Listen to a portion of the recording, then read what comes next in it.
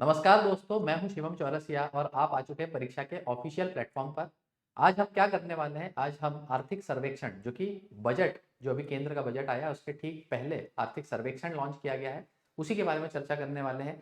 क्या होता है आर्थिक सर्वेक्षण? तो एक प्रकार से आप समझ सकते हैं कि सरकार का रिपोर्ट कार्ड है। सरकार ने पिछले साल जो जो वादे किए थे बजट में वो कहाँ तक जो है वो साबित सही हुए हैं, या फिर उसका जो है वो उससे रिलेटेड डेटा भी देखेंगे कि सरकार ने जो जो बोला था वो कितना अचीव हुआ है। ठीक है, तो एक तरह से रिपोर्ट कार्ड समझकर आप जो है वो इसको देख सकते हैं।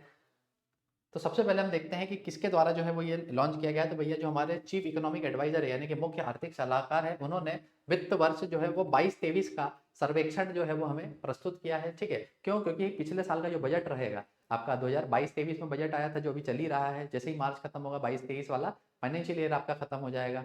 ठीक है, तो फाइनेंशियल ईयर 23 कहा जाएगा उसको, बेसिकली पीछे वाला जो है साल लिया जाता है। तो फाइनेंशियल ईयर 23 में हमारी परफॉर्मेंस अभी तक कैसी है, आगे क्या अनुमान रहने का जो है वो अंदाजा है, ये सब जो है वो इसके अंदर हमें मालूम पड़ता है। आगे हम देखें इसी के अंदर, तो जब सर्वेक्षण आ जाता है उसी के बाद आपका जो है वो बजट प्रस्तुत किया जाता है। किसके द्वारा सर्वेक्षण बनाया जाता है? तो भैया इकोनॉमिक डिवीजन है, यानी कि हम बात करें आर्थिक मामलों का एक विभाग बना हुआ है। ठीक है, डिपार्टमेंट ऑफ, जिसको इकोनॉमिक अफेयर्स कहा जाता है भैया, डीईए। ठीक है, और जब जैसे ही ये सर्वेक्षण वगैरह बना लेते हैं तो उसके बाद इसका अप्रूव कौन करता है? फाइनेंस मिनिस्टर साहब जो हैं, जो भी अभी कौन है, निर्मला सीतारामन जी जो है वो हमारी फाइनेंस मिनिस्टर है। इनके द्वारा जो है वो फिर अप्रूव किया जाता है और फिर इसे जो है वो संसद में प्रस्तुत किया जाता है। नेक्स्ट अगर हम देखते हैं तो कब से ये किया जा रहा है, तो 1950 1951 से लेकर के 1964 तक बजट के ही साथ हमने आर्थिक सर्वेक्षण प्रस्तुत किया था। लेकिन उसके बाद से आर्थिक सर्वेक्षण जो है वो अलग कर दिया गया है, बजट के पहले जो है वो प्रस्तुत किया जाता है। और कई सारे जो विद्वान हैं, ठीक है, वो उनका ये मानना है कि भैया जो आर्थिक सर्वेक्षण है वो कम से कम आपका जब आधा साल आधा फाइनेंशियल ईयर जब निकल जाता है तो उसके बाद आपको सर्वेक्षण लाना चाहिए, जिससे कि हम बीच ईयर में ही अगर हमको कुछ समझ में आता है, कुछ चेंजेस करना है, कुछ बदलाव करना है, अगर हम उस हिसाब से परफॉर्म नहीं कर पा रहे जो हमने सोचा था, तो बेसिकली मिड ईयर रिव्यू की तरह जो है वो सर्वेक्षण आना चाहिए। बहुत सारे विद्वान ऐसा मानते हैं, लेकिन हम अभी क्या कर रहे हैं, बजट के एक दिन पहले ही इसको प्रस्तुत कर रहे हैं। नेक्स्ट अगर आप देखेंगे तो इसमें वही बताया कि 2010 से 11 2010-11 का जो फाइनेंशियल ईयर था वहां से लेकर के 20-21 तक क्या होता है कि भैया सर्वे जो आया था आर्थिक सर्वेक्षण वो दो भागों में आया था। ठीक है, ये भी जो है वो फैक्ट की तरह पूछा जा सकता है। और इसके अंदर आपको क्या मिलेगा भैया, जितना भी स्टेटिस्टिकल डेटा है सरकार का, उन सभी का सार जो है वो आपको आर्थिक सर्वेक्षण के अंदर देखने को मिलेगा, ये भी आपको ध्यान रखना है। नेक्स्ट ये है कि आगे बढ़ने से पहले जितने भी लोग परीक्षा ऐप चला रहे हैं उनको मैं ये बता दूं कि आप डेली डोज लगाना चालू करें, जो कि परीक्षा ऐप पर आपको सामने ही देखने को मिल जाएगा। जिस भी सब्जेक्ट का आप डेली डोज लगा रहे हैं, आपको यहाँ पर जो है वो सब्जेक्ट एग्जाम चूज करनी है। एग्जाम के बाद आपको जो है वो सब्जेक्ट वाइज यहाँ पर daily topic wise test live होते हैं, ये देखने को मिलेंगे। आप टॉपिक वाइज टेस्ट लगा करके क्या कर सकते हैं, अपने सब्जेक्ट्स को और बेहतर कर सकते हैं, सब्जेक्ट एनालिसिस जो है आसानी से कर सकते हैं, और ऑल ओवर एमपी में अपनी रैंक भी जान सकते हैं। अगर आपको डाउट्स आ रहे हैं और आप सेल्फ ही तैयारी कर रहे हैं, कोई डाउट सुलझाने वाला नहीं है, तो परीक्षा ऐप पर ही सबसे सीधे हाथ पर आपको कोने में डाउट्स करके सेक्शन देखने को मिलेगा। इसी सेक्शन के अंदर जो है वो आपको अलग अलग जो है वो डाउट सेक्शन के अंदर ही आपको अलग अलग सब्जेक्ट देखने को मिलेंगे। और ये सब्जेक्ट जो है आप यहाँ पर या तो डाउट खुद से लिख सकते हैं या फोटो खींच के डाल सकते हैं, या तो हमारी टीम या जो भी आपके सहपाठी है वो इसका उत्तर आसानी से दे देंगे। नेक्स्ट है वी अनंता नागेश्वरन जी, जो है वो हमारे चीफ इकोनॉमिक एडवाइजर जो है वो बनाए गए हैं। और इन्हीं के द्वारा मैंने स्टार्टिंग में ही आपको बताया कि जो हमारे चीफ इकोनॉमिक एडवाइजर होते हैं, यानी कि जो सरकार के मुख्य आर्थिक सलाहकार होते हैं, वही जो है वो आर्थिक सर्वेक्षण जो है वो प्रस्तुत करते हैं। तो इन्हीं के द्वारा जो है वो सर्वेक्षण प्रस्तुत किया गया है। नेक्स्ट हमारे पास है कि सिग्निफिकेंस क्या है। मैंने आपको बताया कि सर्वे क्यों जरूरी है।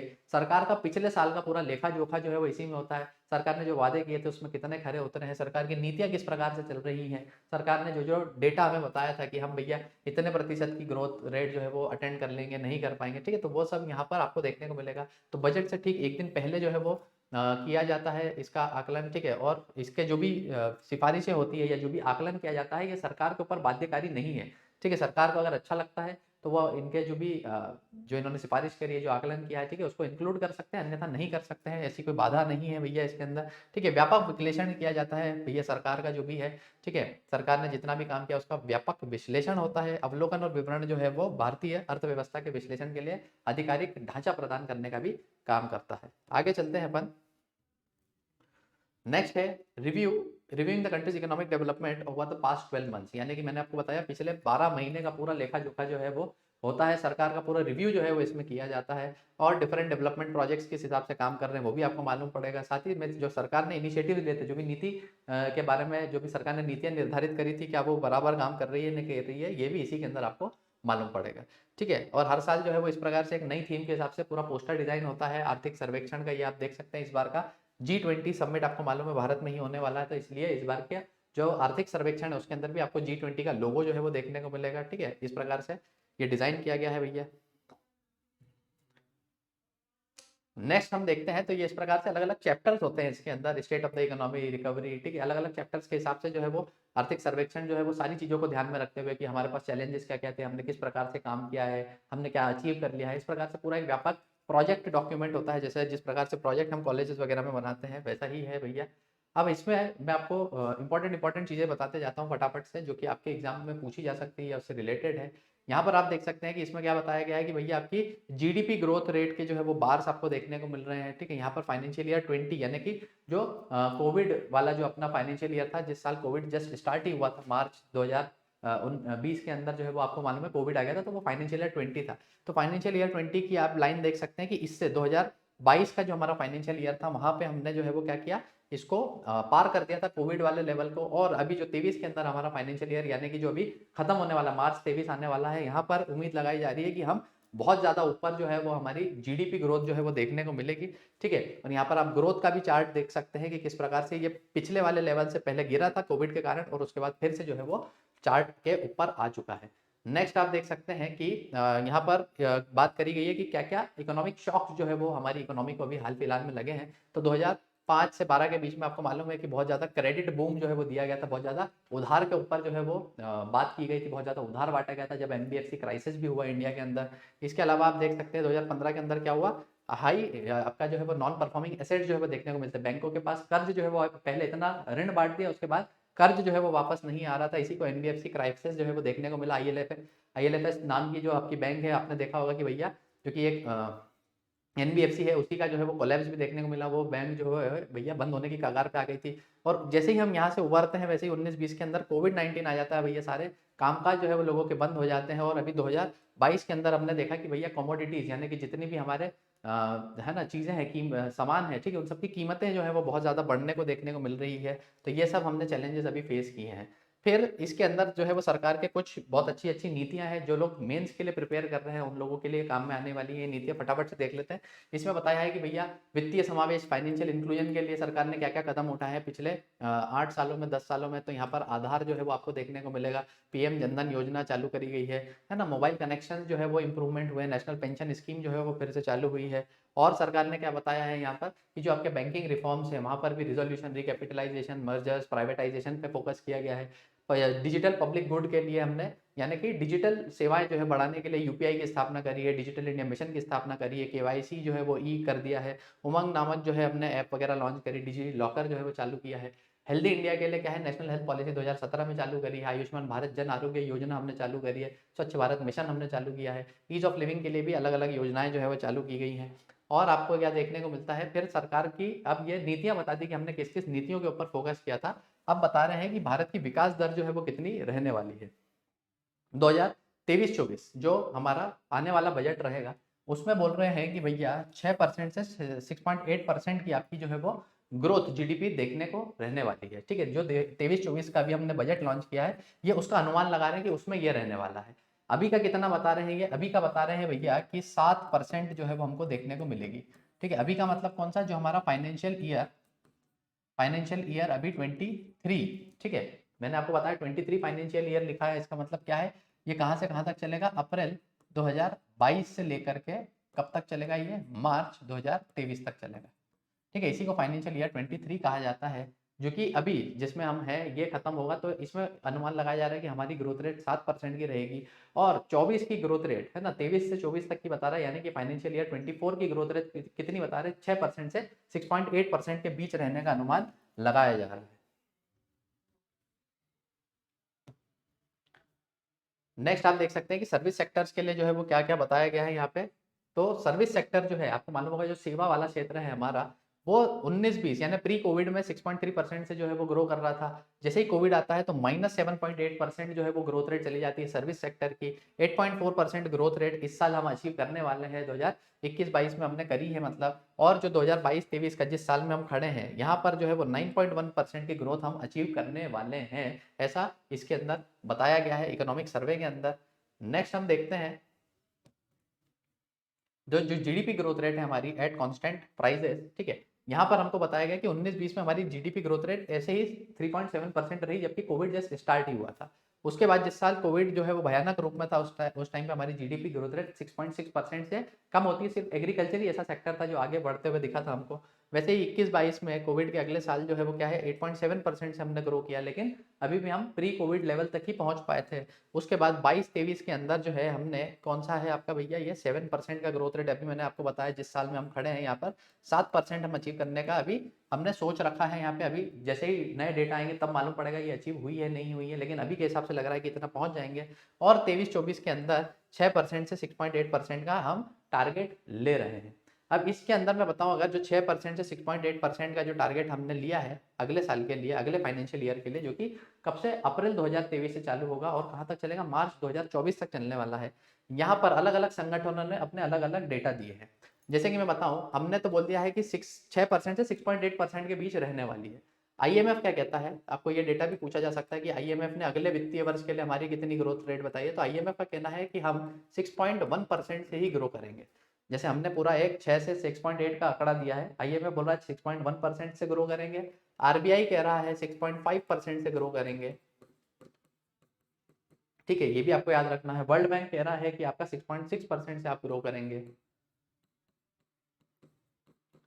और आपका एक और संगठन बच रहा है एशियन डेवलपमेंट बैंक, ठीक है, इसका कहना है कि 7.2% से भारत ग्रो करने वाला है। ये हम किसकी बात कर रहे हैं, ये जितने भी आंकड़े मैंने आपको बताए हैं ये सब 2023-24 के बीच 23-24 में के लिए कहे जा रहे हैं। क्यों? क्योंकि हमने हमारी ग्रोथ रेट जो है वो इसीलिए 6 से 6.8% के बीच में रखी है कि अभी ऐसा कुछ निर्धारित नहीं किया जा सकता है, लेकिन इन जो संगठन है ये 3-4 इन्होंने निर्धारित करके बता दिया है कि इतने से इतने के बीच हमारी ग्रोथ रेट रहने वाली है, ठीक है। तो ये आपसे डायरेक्टली पूछा जा सकता है कि 2023-24 के लिए आईएमएफ क्या कहता है कि भारत की ग्रोथ रेट कितनी रहने वाली है। तो आईएमएफ के हिसाब से 6.1% रहने वाली है, तो ये आपको याद रखना है। हमारे खुद के हिसाब से 6 से 6.8% के बीच कुछ भी हो सकती है, ठीक है। इसके बारे में हमको क्लैरिटी कब मिलेगी, जब हमारा अगला आर्थिक सर्वेक्षण आएगा, उसी में क्लैरिटी मिल पाएगी।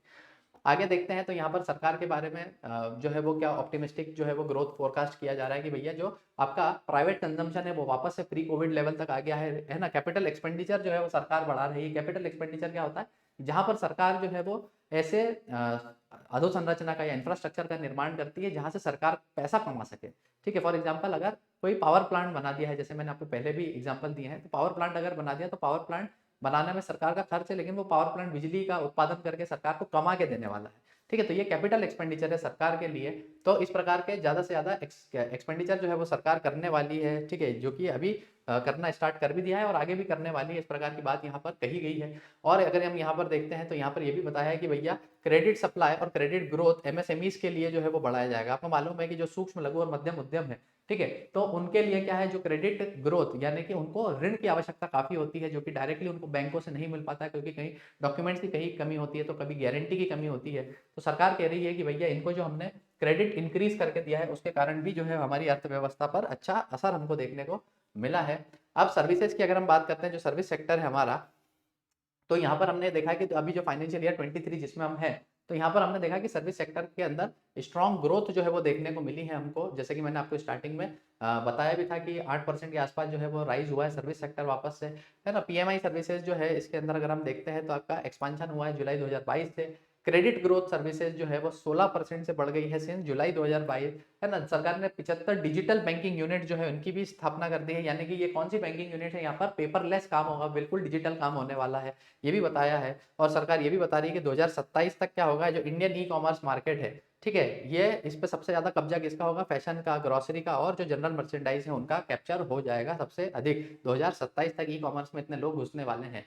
और क्या बताया गया है भैया, यहाँ पर ये भी बताया गया है कि पीएम गति शक्ति जो है ना, जो नेशनल लॉजिस्टिक्स पॉलिसी है एक प्रकार से, और जो पीएलआई स्कीम है, इन्होंने ही आपको कहीं ना कहीं मैन्युफैक्चरिंग को बूस्ट करने के लिए एक अहम रोल निभाया है। सर्विस एक्सपोर्ट की बात करें, जो सर्विस सेक्टर का एक्सपोर्ट होता है, आपने देखा होगा सॉफ्टवेयर सर्विसेज वगैरह जो भारत से एक्सपोर्ट की जाती है, उसके अंदर 27.7% की वृद्धि जो है वो दर्ज की गई है। कब से कब तक? अप्रैल से लेकर के दिसंबर 2022 तक।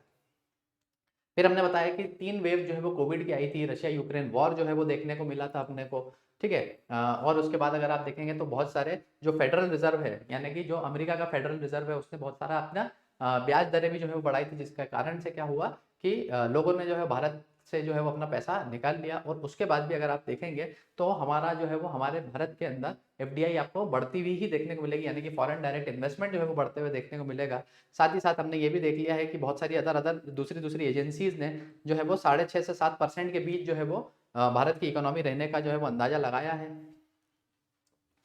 प्राइजेस एंड इन्फ्लेशन की बात करते हैं तो यहाँ पर वही है कि आपने देखा होगा कि इस साल जो रहा अपना 2022-23 जिस फाइनेंशियल ईयर में भी हम हैं, यहाँ पर आपने देखा होगा कि इन्फ्लेशन यानी कि मुद्रास्फीति, ठीक है, महंगाई जो है वो बहुत ज्यादा बढ़ती हुई देखने को मिली है। और उसमें महंगाई बढ़ी भी थी, फिर आरबीआई ने धीरे धीरे आपके जो मॉनेटरी पॉलिसी है, जो आपकी मौद्रिक नीति है ना, उसके अंदर जो है वो अलग अलग बदलाव करके जो है वो इसे काबू में करने की कोशिश करी है। जैसा कि यहाँ ग्राफ के माध्यम से आप देख सकते हैं, यहाँ पर क्या है भैया, जो आपका सीपीआई है, कंज्यूमर प्राइस इंडेक्स है, वो आप देख सकते हैं कि आरबीआई का टारगेट क्या होता है कि 4% रहना चाहिए, और इसके ऊपर भी जाए तो 2% तक जाए, और इसके नीचे अगर रहे तो 2% तक रहे। यानी कि आप बोल सकते हैं कि 2% से 6% के बीच में कंज्यूमर प्राइस इंडेक्स रहना चाहिए। और आप देख सकते हैं इस साल में जो है पिछले साल तक कितना देखने को मिला अपने को, 5.5 से लेकर के जो है वो इंक्रीज हो गया, ये 6.8 तक आ गया है। और वैसे ही जो डब्ल्यू होता है आपका, जो कि होलसेल प्राइस इंडेक्स है आपका, ठीक है, ये लाल वाला जो आपको दिख रहा है, ये भी जो है आप देख सकते हैं कितना 13% तक जो है वो चला गया था, और फिर गिरते गिरते अभी जो आरबीआई ने रेगुलेशन किए उसके हिसाब से 11.5% पर जो है ये आकर टिका है।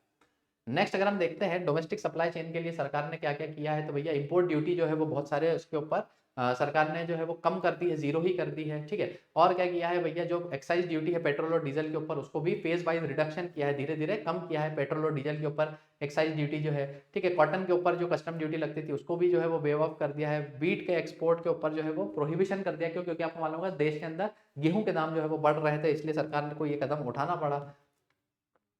ये इस हिसाब से आप देख सकते हैं। अब अगले स्लाइड पर आपको देखने को मिल रहा है फिजल डेफिसिट। फिजल डेफिसिट क्या होता है भैया? राजकोषीय घाटा बोल सकते हैं या वित्तीय घाटा आप बोल सकते हैं। क्यों घाटा है? क्योंकि सरकार जितना कमाती नहीं है उससे अधिक अगर खर्च कर दे रही है, तो ये हमारा क्या रहेगा? घाटा रहेगा भैया। और भारत के अंदर जो है जो बजट होता है वो घाटे का ही बजट होता है। क्यों? क्योंकि सरकार की आमदनी उतनी नहीं होती है, लोग उतना टैक्सेस वगैरह जो है वो पे नहीं करते हैं, लेकिन सरकार को अपने खर्चे जो है वो करने ही होते हैं, जिससे कि देश की अर्थव्यवस्था बनी रहे, देश का विकास चलता रहे, देश में अधोसंरचना का विकास होता रहे। तो 19-20 के अंदर आप देख सकते हैं 4.7% का ही हमारे पास घाटा हुआ करता था। लेकिन फिर 20 के अंत में ही मार्च में कोविड आ जाता है, सरकार को अंधाधुंध जो है वो खर्च करना पड़ता है, कमाई हो नहीं रही थी लेकिन खर्च बढ़ रहा था, तो 9.2% तक हमारा फिजल डेफिसिट पहुंच जाता है 20-21 वाले में। 21-22 में थोड़ा कम होता है 6.7%। और अब 2022-23 में हमको उम्मीद है कि जब ये वाला जो जिस फाइनेंशियल ईयर में हम खड़े हैं अभी, ये जैसे ही खत्म होगा वैसे ही 6.4% पर जो है वो हमारा घाटा आ जाएगा। नेक्स्ट फॉरेन एक्सचेंज रिजर्व्स की आप बात कर सकते हैं। फॉरेन एक्सचेंज रिजर्व यानी कि जो आरबीआई के पास जितना भी डॉलर में जो पैसा हमारा भारतीय जो हमको भेजते हैं बाहर से, या फिर जितनी भी हमारी कमाई होती है वो सब आरबीआई रख के रखता है, उसी को फॉरेन एक्सचेंज रिजर्व कहा जाता है किसी भी कंट्री का। तो भैया 478 बिलियन डॉलर थे हमारे पास, ठीक है, जो कि प्री कोविड के समय थे, ठीक है। कोविड के टाइम पे आप देख सकते हैं कि हमारा धीरे धीरे जो है वो फॉरेन एक्सचेंज रिजर्व जो है हमारा वो बढ़ता गया, ठीक है। और अभी भी आपने देखा होगा कि रुपया बहुत ज्यादा गिर रहा था अंतरराष्ट्रीय बाजार में, तो सरकार ने कुछ रिजर्व्स को जो है बेचा है ना, और जो हमारे को बॉन्ड्स वगैरह की पेमेंट करनी थी उसको भी बेचा गया, और इसलिए अभी थोड़ा सा कम हुआ है। लेकिन 563 जो है वो अनुमान लगाया जा रहा है भैया कि 2022-23 में हमको देखने को मिलने वाला है। नेक्स्ट ये आपको बता सकता हूँ कि फूड ग्रेन्स का कंजम्पशन कैसा कैसा हुआ है। तो जो हमारा नेशनल फूड सिक्योरिटी एक्ट हमने बनाया था, ठीक है, तो उसके अंदर जो है वो 600 लाख टन जो है वो फूड ग्रेन का कंजम्पशन हुआ है। वैसे ही जो प्रधानमंत्री गरीब कल्याण अन्न योजना, ठीक है, अन्न योजना आपको मालूम होगी कि कोविड के समय से चलाई गई, और अभी जो है वो दिसंबर 2023 तक जो है 22 तक जो है वो चलाई गई थी ये पूरी योजना, ठीक है, जिसको अभी बजट में कहा गया है कि भैया और एक्सटेंड करने वाले हैं 1 साल के लिए। तो इसमें जो है वो 350 लाख टन का जो है वो पूरा यहाँ पर फूड ग्रेन्स का खर्च हुआ है, ठीक है। और ये अलग अलग जगह पर खर्च बताए गए हैं। नेक्स्ट इसमें आप देख सकते हैं कि ये अलग अलग और डेटा है, जैसे कि यहाँ पर मैटरनल मॉर्टिलिटी रेशो की बात करी जा रही है। क्या होता है ये? मातृ मृत्यु दर, कि बेसिकली 1 लाख अगर लाइव बर्थ है ना, बर्थ दिए जा रहे हैं बच्चों को, तो उसमें से कितनी जो माताएं हैं उनकी मृत्यु हो रही है। तो पहले जो ये आंकड़ा 2013 के अंदर 167 1 लाख बर्थ के ऊपर देखने को मिलता था, अब कितना देखने को मिल रहा है, 97 देखने को मिल रहा है। 2020 तक का ही आंकड़ा है ये आप देख सकते हैं। वैसे ही चाइल्ड मॉर्टेलिटी की बात कर रहे हैं। चाइल्ड मॉर्टेलिटी क्या होता है भैया कि इसमें भी एक आपका इन्फेंट मॉर्टेलिटी होता है कि 1 महीने के अंदर ही जो बच्चा नया पैदा हुआ है, ठीक है, 1 महीने के अंदर यदि उसकी मृत्यु हो रही है तो उसको इन्फेंट मॉर्टेलिटी कहा जाता है। वैसे अंडर 5 यानी कि अगर वो 5 साल की आयु तक उसकी मृत्यु हो रही है, ठीक है, 5 साल का होने के पहले ही अगर किसी बच्चे की मौत हो रही है ड्यू टू कुपोषण हो सकता है, ठीक है, या एनीमिया वगैरह हो सकता है, अलग अलग रीजन हो सकते हैं, तो उसका भी यहाँ पर डेटा देखने को मिल रहा है। अब मैटरनल मॉर्टेलिटी जो है यहाँ पर 1 लाख लाइव बर्थ के ऊपर था, ये सिर्फ 1000 के ऊपर अब देखेंगे चाइल्ड मॉर्टेलिटी वाला। तो पहले क्या होता था भैया, अंडर 5 की बात करें तो 45 बच्चे ऐसे थे 1000 बच्चों में जो कि 5 साल की आयु के पहले ही उनकी मृत्यु हो जाती थी। अभी ये आंकड़ा गिर के कहाँ तक आ गया, 32 तक आ गया है। इस प्रकार से आप अलग अलग डेटा और देख सकते हैं भैया। Out of pocket health expenditure यानी कि किसी आदमी को अपनी जेब से कितना खर्च करना पड़ता था अगर उसको स्वास्थ्य सेवाओं का लाभ लेना है। तो पहले जो आंकड़ा 64% जो है वो हुआ करता था, वहां से गिर करके 48% पर जो है वो सरकार ले आई है ना। इंस्टीट्यूशनल बर्थ में भी आप राइज देख सकते हैं कि पहले 79% यानी 100 में से सिर्फ 79 महिलाएं ऐसी थी जो कि हॉस्पिटल वगैरह में बर्थ देना, बच्चों को जो है जन्म देना पसंद करती थी। अब ये आंकड़ा बढ़ करके 89% हो गया है। स्टंटिंग यानी कि जो कुपोषण है उसी की बात करें तो पहले 38.4% थी, अब गिर करके 35.5% आ गई है। और इस प्रकार से आप देख सकते हैं कि 220 करोड़ लोगों को हमने वैक्सीनेशन लगाई है कोविन ऐप के माध्यम से। और ये सब आंकड़े जो है यहाँ पर दिए गए जो कि मेंस वगैरह में आंसर राइटिंग में काम में आएंगे आपको। आगे देखते हैं social infrastructure investing for better quality of life, है ना। यहाँ पर ये बोल रहे हैं कि भैया जो जनरल गवर्नमेंट का एक्सपेंडिचर है बेटर क्वालिटी ऑफ लाइफ के लिए वो कैसा देखने को मिलेगा। तो एजुकेशन के अंदर आप देख सकते हैं कि धीरे धीरे सरकार का एक्सपेंडिचर बढ़ता जा रहा है। हेल्थ में भी धीरे धीरे सरकार का एक्सपेंडिचर बढ़ता जा रहा है। और अदर जो भी सेक्टर्स हो सकते हैं वहां पर भी सरकार का एक्सपेंडिचर आपको बढ़ने को देखने को मिलेगा। जो आपका प्राइमरी स्कूल का ड्रॉप आउट है यानी कि बिना शिक्षा कंप्लीट किए जो लोग स्कूल छोड़ देते हैं उनका आंकड़ा जो है वो गिरता हुआ देखने को मिल रहा है। टीचर टू पीपल रेशो जो है यानी कि कितने बच्चों पर कितनी टीचर्स हैं, तो ये आंकड़ा भी जो है वो पहले बहुत कम हुआ करता था, अब जो है वो बढ़ता जा रहा है। यानी कि पहले 34 बच्चों पर एक टीचर हुआ करती थी, तो अब 26 बच्चों पर ही एक टीचर देखने को मिल रही है, जो कि अच्छी बात है। और अभी आपको मालूम होगा पीएम श्री स्कूल जो है वो भी चालू कर दिए। 14,500 स्कूल पहले फेज के लिए चिन्हित किए गए जहाँ पर वर्ल्ड क्लास फैसिलिटी डेवलप की जाएगी और आपका नेशनल एजुकेशन पॉलिसी को भी जो है वो उसमें सार्थक बनाया जाएगा। आगे एक्सटर्नल सेक्टर्स की बात करते हैं तो यहाँ पर एक्सपोर्ट जो है वो भी हमारे मर्चेंडाइज एक्सपोर्ट यानी कि जो बेसिकली आपके जो है ना मैन्युफैक्चरिंग से रिलेटेड जो भी एक्सपोर्ट्स होते हैं उनको मर्चेंडाइज कहा जाता है। तो ये अभी देखा जाए तो $332.8 बिलियन देखने को मिली हमको। कब से कब तक, सिर्फ अप्रैल से दिसंबर तक 2022 तक, जिसके अंदर जो है वो 16% की ग्रोथ रेट देखी गई है पिछले साल के हिसाब से। पिछले साल के हिसाब से 16% की ग्रोथ मर्चेंडाइज एक्सपोर्ट्स में हमको देखने को मिली है। रेमिटेंसेज यानी कि जो भी धन प्रेषण बाहर जितने हमारे भारतीय लोग रहते हैं या है ना रिलेटिव रहते हैं, वो भारत में जब वापस पैसा भेजते हैं डॉलर में कमाते हैं और भारत को ही डॉलर भेजते हैं, तो वो डॉलर जो है अगर देखा जाए तो $100 बिलियन जो है वो भारत को मिले हैं। रेमिटेंस कहा जाता है उसको, यानी धन प्रेषण कहा जाता है। तो इस साल हमें उम्मीद है कि $100 बिलियन, अभी मार्च खत्म होते होते $100 बिलियन का रेमिटेंस हमको मिल जाएगा। और भारत सबसे बड़ा जो है वो रेमिटेंसेज या प्रेषण पाने वाला सबसे बड़ा प्राप्त करता है, ये भी आपको याद रखना है। ये रेमिटेंसेस का चार्ट आप देख सकते हैं कि भारत कितना $100 बिलियन जो है वो पाने वाला है ना। और उसके बाद आप देखें दूसरे नंबर पर कौन आता है, सीधे मैक्सिको आता है, जो कि हमारे आधे के बराबर भी नहीं है। और धीरे धीरे आप सारी अलग अलग कंट्रीज को देख सकते हैं।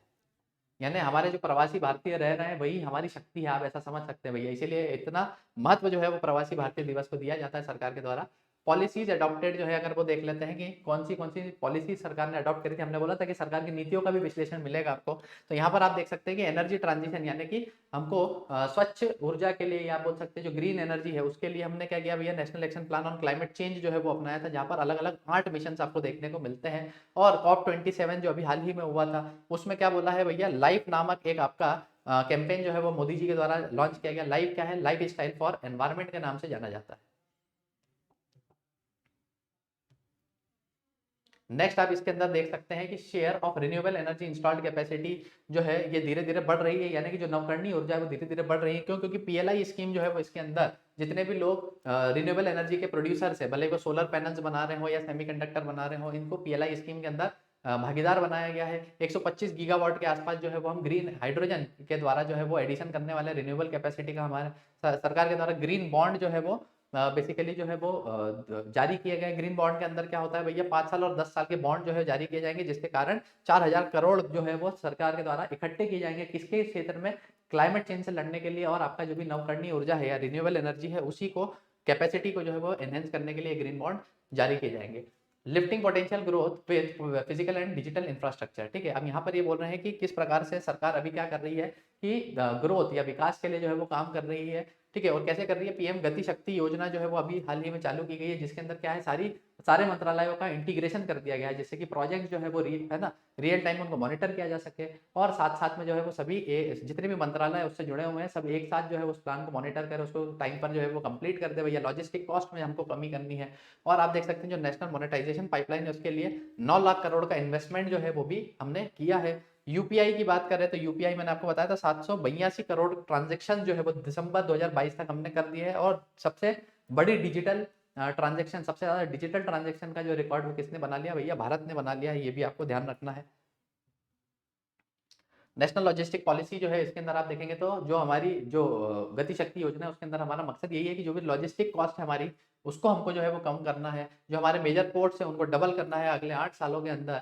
ठीक है, जो कैपेसिटी है वो डबल कर दी गई है इन 8 सालों के अंदर अंदर। ठीक है, और आपका क्या है जो डिजिटल कॉमर्स है, ठीक है, उसके ऊपर भी जो है वो फोकस किया गया है, और एक ओपन नेटवर्क बनाया गया digital commerce. Open network of digital commerce क्या है? तो सरकार ने एक ऐसा ओपन सॉफ्टवेयर, आपने देखा होगा ओपन सोर्स के सॉफ्टवेयर होते हैं वो बनाए जाते हैं, जिससे कि अगर किसी को ई कॉमर्स से रिलेटेड कोई डेवलपमेंट करना, कोई ऐप बनानी, वेबसाइट बनानी, तो उस ओपन सोर्स का जो है वो माध्यम से किया जा सकता है। ओपन क्रेडिट इनेबलमेंट नेटवर्क जो है वो काय के लिए? For democratising landing operations. ठीक है, यानी कि जितने भी आपके उधार या ऋण देने वाली जो नेटवर्क है, ठीक है, उसका भी लोकतांत्रिकरण किया गया है, ऐसा आप समझ सकते हैं।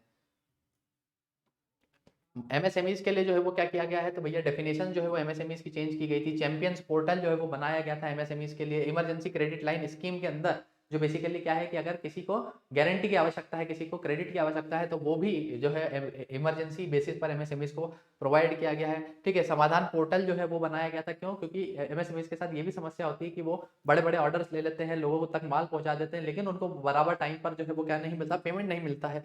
तो उसके लिए समाधान पोर्टल जो है वो बनाया गया है। उद्यम पोर्टल जो है वो भी बनाया गया है, जिससे कि एमएसएमईज को क्या किया जा सके, फॉर्मलाइज किया जा सके। अभी आपको मालूम होगा कि सबसे बड़ा इनफॉर्मल क्षेत्र जो है वो एमएसएमईज का ही है, तो इसको फॉर्मलाइज करने के लिए ये अलग अलग पोर्टल बनाए गए हैं। पोर्टल्स के नाम याद रखना, कौन सा पोर्टल क्या किया करता है। Indian economic as a snapshot की अगर अपन बात करते हैं, यानी कि ये वो स्लाइड है भैया जिसके अंदर आपको सारी चीजें जो है एक ही जगह पर दिख जाएगी। आप यहाँ पर देख सकते हैं फिजल डेफिसिट जो है ना, 19-20 में कितना था, 20-21 में कितना था, 21-22 में हमारा कितना था, और अभी यहाँ से भी हम कम करके इस साल 6.4% डेफिसिट पे रहने वाले हैं। वैसे ही सीपीआई डब्ल्यूपीआई का आप देख सकते हैं कि 22-23 में कितना अनुमान है कि सीपीआई अभी 6.8% पे चल रहा है, और डब्ल्यूपीआई जो होलसेल प्राइस इंडेक्स है वो हमारा 11.5 पे चल रहा है भैया। ठीक है, जो कि टारगेट से ज्यादा चल रहे हैं अभी हमारे। फॉरेन एक्सचेंज रिजर्व्स भी आप देख सकते हैं कि कितना जो है इसके अंदर वेरिएशंस आया है, ये हमने डिस्कस किया था। जीडीपी ग्रोथ रेट आपने देखा था कि प्री कोविड हमारी पहले ही कम थी, 3.7% के आसपास ही थी। कोविड में हमारी और 6.6% डाउन चली जाती है, से 8.7% अगले साल हम अचीव करते हैं। 7% इस साल का अनुमान है, और 6 से 6.8% जहाँ पर अलग अलग संस्था अलग अलग जो है वो टारगेट दे रही है, ये भी हमने यहाँ पर देखा है। सर्विसेज के बारे में हमने बता दिया कि सर्विसेज जो है वो 6.3% से ग्रो कर रही थी, लेकिन कोविड के टाइम पे -7.8% आता है। फिर अगले वर्ष जो है 21-22 के वर्ष में 8.4%, और अभी इस साल जो है वो 9.1% का रिकॉर्ड सर्विस सेक्टर जो है वो अचीव करने वाला है। एग्रीकल्चर की हम बात करते हैं तो एग्रीकल्चर ने प्री कोविड 5.5% से ग्रो कर रहा था, कोविड के टाइम पे भी 3.3% से ये ग्रो किया है, जो कि अच्छी बात है। सिर्फ यही सेक्टर जो था वो हमारा पॉजिटिव में था, इसी ने हमारी अर्थव्यवस्था को संभाला है। और आप धीरे धीरे देख सकते हैं कि 3-3.5% के आसपास ही एग्रीकल्चर आपको देखने को मिलेगा। वैसे ही इंडस्ट्रीज की बात करते हैं तो ये प्री कोविड के पहले 18-19 में भी -1.4% से ग्रो कर रही थी। ठीक है, उसके बाद आपका जो कोविड वाला टाइम है उसमें भी -3.3%, उसमें भी जो है बहुत ज्यादा नुकसान हुआ, लेकिन उसके बाद जो है वो अच्छा ग्रोथ देखने को मिला। सरकार की स्कीम्स वगैरह अच्छी थी, पीएलआई स्कीम वगैरह हमने देखी, और इस साल जो है वो तब भी 4.1% के साथ ग्रो करने की जो है वो बारी है इसकी इंडस्ट्रियल सेक्टर की, तो ये भी अच्छी चीज है भैया। इंडस्ट्रीज की स्टडी रिकवरी की हम बात करते हैं तो मैन्युफैक्चरिंग कैपेसिटी हमने बताया है अभी आपको कि ये कैसे एनहेंस हुआ है। तो पीएलआई स्कीम जो है वो बहुत सारी चलाई गई है, इसके अंदर कितना 47,500 करोड़ जो है वो खर्च किए गए हैं। किसमें? फाइनेंशियल ईयर 22 की हम बात कर रहे हैं, ये आपको आंकड़े ध्यान रखना है। और आगे चलते हैं अगर हम, तो मेक इन इंडिया 2.0 जो है इसके अंदर टोटल 24 सब सेक्टर्स को कवर किया गया है। मेक इन इंडिया 2.0 बेसिकली क्या है, तो यहाँ पर यही है कि जो भारत की कंपनियां हैं, जो विदेश की कंपनियां हैं, ठीक है, उनको एक प्रॉपर प्लेटफॉर्म यहाँ पर मिलना चाहिए, उनके लिए ही पीएलआई स्कीम काइंड ऑफ जो है वो चालू की गई है। इसी को 2.0 मेक इन इंडिया कहा जा रहा है। ईज ऑफ डूइंग बिजनेस के लिए सरकार ने हाल ही में क्या किया है कि 7,496 जो है रिफॉर्म्स आपके बनाए गए हैं, जिसके अंदर 39,000 जो कंप्लायंसेस पहले थे उनको रिड्यूस कर दिया गया है। यानी इतने पात्रता जब पहले किसी कंपनी को जो है वो लागू करनी पड़ती थी, उसको हमने खत्म कर दिया है। 3500 के आसपास ऐसे प्रोविजन थे जिसमें सीधे जो है वो जेल या जुर्माने का प्रावधान था, इनको भी सरकार ने बंद किया है। यानी कि ईज ऑफ डूइंग बिजनेस है ना, आसानी से लोग बिजनेस कर सके, उसको सरकार बढ़ावा दे रही है। इसलिए भी 3500 के आसपास जो प्रावधान आपको देखने को मिल रहे, तो सरकार जो है वो इनको भी कम करना चाह रही है। क्यों? क्योंकि आसानी से जो है वो आपका बिजनेस इंप्रूव किया जा सके, भैया बिजनेस करने वालों को कोई भी समस्या ना हो। आगे बढ़ने से पहले भैया, जिन लोगों के पास परीक्षा ऐप है और वन डे एग्जाम की अगर वो तैयारी कर रहे हैं, तो वो लोग क्या कर सकते हैं, परीक्षा ऐप इंस्टॉल कर सकते हैं। अलग अलग कोर्सेज जो है आप हमारे देख सकते हैं, जिसमें पटवारी का कोर्स 499 का है मात्र, जहाँ पर आपको लाइव डाउट सेशंस देखने को मिलते हैं, टेस्ट सीरीज देखने को मिलती है, और भी अन्य सुविधाएं हैं भैया वो भी देखने को मिलती है। व्यापम का फाउंडेशन कोर्स 999 में है। और कोई भी अगर आपको सिंगल सब्जेक्ट का कोर्स लेना है तो वो 150 रुपीज़ में है। ज़्यादा अगर कोई समस्या आ रही है तो आप दिए गए नंबर पर कॉन्टैक्ट कर सकते हैं। क्या ऑफर चल रहे हैं, ऑफर्स वगैरह जानने के लिए भी आप कॉन्टैक्ट कर सकते हैं। ठीक है, नेक्स्ट,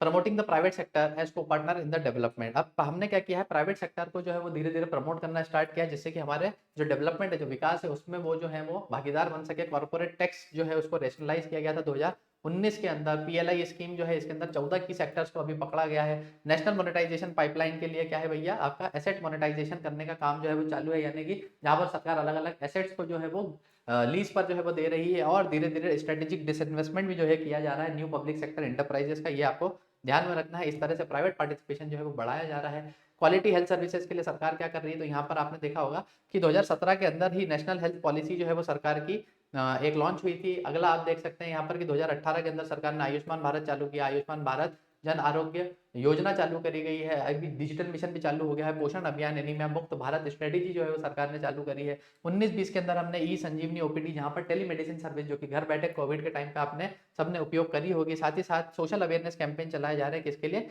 निमोनिया के लिए। ये भी हमको देखने को मिला।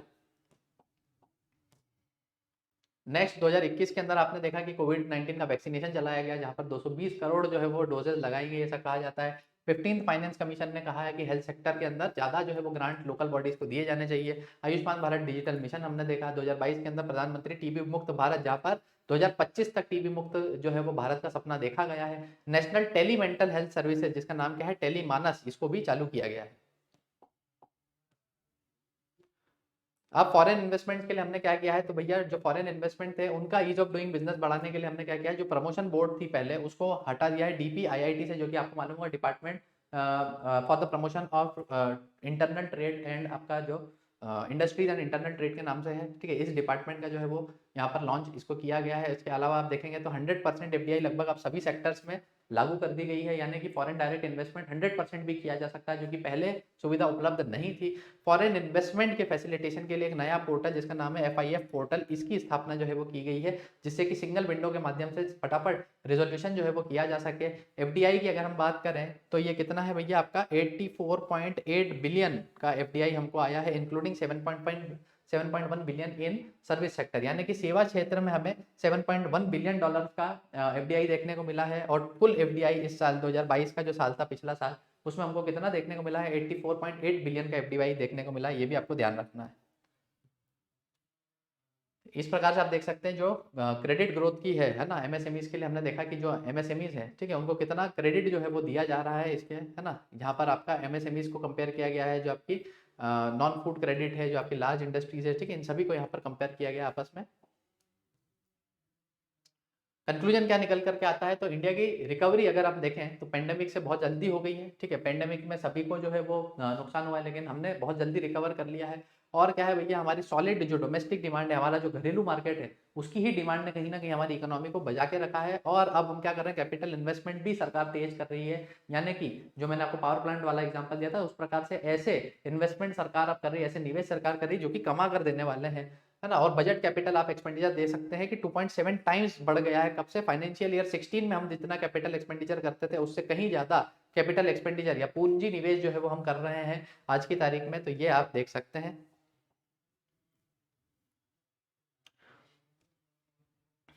और ये मैंने बताया आपको कि जिस प्रकार से देश जो है, पूरी दुनिया ही कोविड-19 से लड़ रही थी, लेकिन फिर भी हमने जो है वो बहुत हद तक सही तरीके से जो है वो मैनेज किया है। ग्लोबल इकोनॉमी की बैटल अगर मैं आपको बताऊं कि क्या-क्या देखने को मिली है, तो इकोनॉमी ने कोविड-19 से लड़ा, रशिया यूक्रेन के कारण जो है पूरी सप्लाई चेन आपकी डिस्टर्ब हो गई, वो हमने देखा। पॉलिसी रेट हाइक जो है वो हमको करने पड़े, क्यों करने पड़े? जिससे कि मुद्रास्फीति जो हमारे देश में बढ़ रही थी, ठीक है, ये मौद्रिक नीति की बात हो रही है, उससे लड़ा जा सके।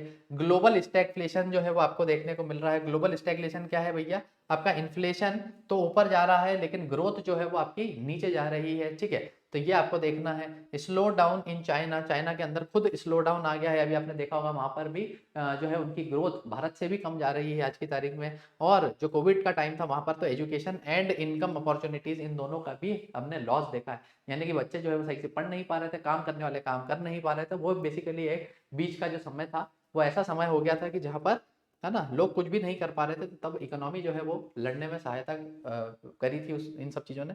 ये हम चार्ट एक बार डिस्कस कर ही चुके हैं, आप लोग भी इसको अच्छे से देख सकते हैं, ठीक है। मेंस आंसर राइटिंग वगैरह में कोड करने में आपको आसानी रहेगी। साथ ही साथ आपकी जो एग्जाम्स रहेगी उसमें आपको डेफिसिट के परसेंटेज मालूम होना चाहिए, इन्फ्लेशन जो है इसका आपको टारगेट मालूम होना चाहिए कि भैया 4% होता है और ±2% इसमें लिया जाता है, यानी कि 2% से 6% तक जो है वो देखने को मिलनी चाहिए, जो कि अभी ऊपर चल रही है। जीडीपी ग्रोथ के आंकड़े आपको मालूम होने चाहिए, ठीक है। बाकी जो है वो कोई भी आंकड़े आपके काम में नहीं आएंगे, है ना। वन डे एग्जाम्स की हम बात कर रहे हैं, अन्यथा मेंस वगैरह में आप सभी कोट कर सकते हैं। एग्रीकल्चर का जरूर आप डेटा याद रख लेना कि उसकी ग्रोथ रेट कैसी चल रही है, कम चल रही है, ज़्यादा चल रही है।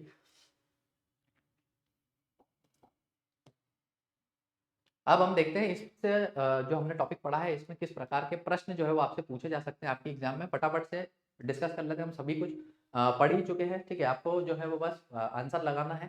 सबसे पहला सवाल है हमारे पास, मुख्य आर्थिक सलाहकार नए वाले कौन बन गए अपने? तो ये अनंता नागेश्वरन साहब जो है वो नए मुख्य आर्थिक सलाहकार बने हैं। इन्होंने ही हमारा जो है वो आर्थिक सर्वेक्षण अभी लॉन्च किया है।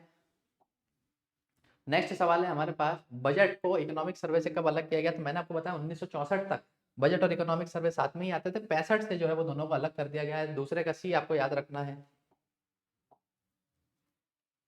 तीसरा, आर्थिक सर्वेक्षण से आपको क्या पता चलता है? सरकार की परफॉर्मेंस पता चलती है, अर्थव्यवस्था की हालत पता चलती है, सरकार के विकास कार्य पता चलते हैं, यानी कि सभी कुछ पता चलता है। एक तरह से सरकार का रिपोर्ट कार्ड है, हमने बताया था। तीसरे का डी लगाएं।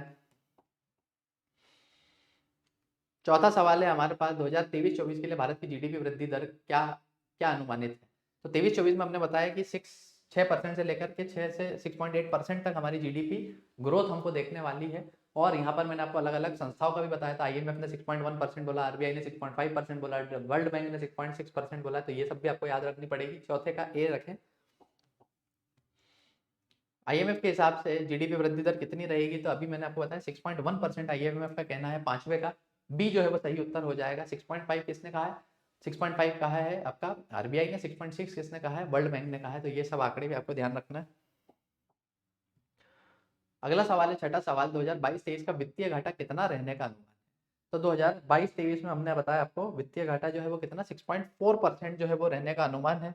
और सरकार जो है वो आपको मालूम होगा कि जो एफआरबीएम एक्ट है हमारा, फिजिकल रिस्पॉन्सिबिलिटी इन बजट मैनेजमेंट एक्ट, उसके तहत सरकार 4.5% 2025 तक पहुंचा देगी। ऐसा सरकार का टारगेट है कि जो हमारा वित्तीय घाटा या राजकोषीय घाटा जो है वो 4.5% तक हम पहुंचा देंगे 2025 तक। तो ये भी आपको याद रखना है। सर्वाधिक धन प्रेषण पाने वाला देश कौन सा बना है? तो ये भारत ही है भैया। हमारे जितने भी प्रवासी रहते हैं वो भारत पैसा भेजते हैं। $100 बिलियन के आसपास इस बार हम कमाने वाले हैं धन प्रेषण से। मात्र 7 का ए याद रखें। आठवां सवाल है, एफआईएफ पोर्टल जो है वो किससे संबंधित है? तो ये मैंने आपको बताया था कि फॉरेन इन्वेस्टमेंट से रिलेटेड है। पोर्टल चालू किया गया है ताकि सिंगल विंडो के माध्यम से जितने भी सेक्टर्स हमने डिसाइड किए हैं वहां पर जो है वो आपका क्या किया जा सके, फॉरेन इन्वेस्टमेंट को डायरेक्टली अट्रैक्ट किया जा सके भारत के अंदर। आगे चलते हैं भैया। आगे क्या है नेक्स्ट? आप सभी को मैं बता दूं कि परीक्षा प्रो मेंबरशिप यदि आपने नहीं ली है तो आप परीक्षा ऐप इंस्टॉल कर लीजिए। क्या है इस मेंबरशिप के अंदर? मध्य प्रदेश और अन्य जितने भी आपको एग्जाम्स की टेस्ट सीरीज परीक्षा ऐप पर देखने को मिलेगी, जो है ना, वो सभी आपको इस मेंबरशिप के अंदर मिलती है। कितने में? ₹500 साल के हिसाब से। 500 रुपये साल के हिसाब से। लेकिन जो है वो आप इतनी फीस पे मत करना। आप अगर कोड यूज करेंगे BIA40, तो आपको क्या मिलेगा, 40% का सीधा डिस्काउंट मिल जाएगा। यानी कि आपको 300 रुपये में साल भर की ये मेंबरशिप मिलने वाली है। और इसके अंदर MP की कोई सी भी एग्जाम हो, पटवारी हो, PSC हो, फॉरेस्ट गार्ड हो, या फिर जो रेलवे SSC की टेस्ट सीरीज यहाँ पर डली है, वो सभी आपको 1 साल के लिए मिलने वाली है। जहाँ पर आप पुराने टेस्ट भी लगा सकते हैं, नए टेस्ट भी लगा सकते हैं। तो अगर आप मॉक टेस्ट लगाने की सोच रहे हैं तो आप इस मेंबरशिप को ज्वाइन कर सकते हैं और अपने दोस्तों के साथ भी शेयर कर सकते हैं।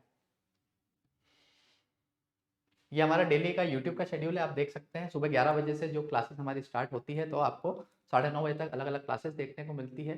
8:30 बजे जो है पाठक सर की विज्ञान की क्लास होती है। 9:30 बजे भी सोम सर की मैथ्स की रिवीजन की क्लास चल रही है। 6 बजे आपके भैया आते हैं जो कि करंट की बैठक लेते हैं। इसी प्रकार से आप हमारे यूट्यूब चैनल से जुड़े अगर प्रोग्राम सभी जानना चाहते हैं तो आप हमारे चैनल को सब्सक्राइब कर लीजिए। यदि आपको ये वीडियो अच्छी लगे तो लाइक कर देना, दोस्तों के साथ शेयर कर देना।